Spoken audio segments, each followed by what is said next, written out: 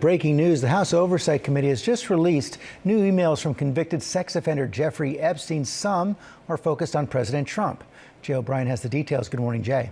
Yeah, George, good morning. These are records that the department, or rather the House Oversight Committee, subpoenaed from the Epstein estate. Reams, thousands of pages worth, released this morning by Democrats on that panel, several mentioning President Trump by name.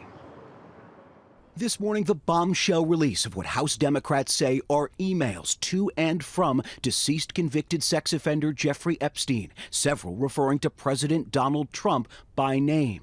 In an April 2011 email released by Democrats on the House Oversight Committee, lawmakers say Epstein wrote to his now convicted accomplice, Ghislaine Maxwell, 3 years after pleading guilty to sex crimes involving a minor, telling her, "I want you to realize that that dog that hasn't barked is Trump. Unnamed victims spent hours at my house with him. He has never once been mentioned." According to the released emails, Maxwell responds, "I have been thinking about that." But this summer, in a recorded interview with the Department of Justice, Maxwell told Deputy Attorney General Todd Blanche, the president's former lawyer, she never witnessed Trump act inappropriately. "I never witnessed the president in any inappropriate setting in any way. The president was never inappropriate with anybody. In the times that I was with him, he was a gentleman in all respects." Shortly after that interview, Maxwell was moved to a minimum security prison camp, prompting criticism she received special treatment. Committee Democrats also releasing this January 2019 email, where Epstein corresponds with author Michael Wolff less than 6 months before the financier would be charged again, this time with sex trafficking of minors. Discussing President Trump's repeated claim he kicked Epstein out of his Palm Beach club, Epstein writing, "Trump said he asked me to resign, never a member ever. Of course, he knew about the girls as he asked Ghislaine to stop." President Trump has denied any knowledge of Epstein's alleged crimes. It's a hoax. It's started by Democrats. After Epstein's arrest in 2019, Trump said he hadn't spoken with him in 15 years. And earlier this year, Trump claimed the reason he banned his one-time friend from Mar-a-Lago in the mid-2000s was because Epstein stole Trump's club staff, including young women. He took people, and because he took people, I said, "Don't do it anymore. You know, they work for me." And he took, beyond that, he took some others.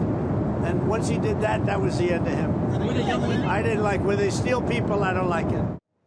And no response yet from the White House on the release of these emails. Meantime, right up here on Capitol Hill, in just hours, Speaker Mike Johnson will swear in Representative-elect Adelita Grijalva. The Speaker has prevented her from 7 weeks now from taking her seat. She says one of her first orders of business will be signing that petition, providing the last signature it needs to force a vote on the House floor for the release of thousands of other pages of the Department of Justice's Epstein records. Once she does that, the clock starts ticking down to that vote, expected in the coming weeks, George. Yeah, we're going to be watching that. And Jay, we also saw what you played in that piece there from Ghislaine Maxwell.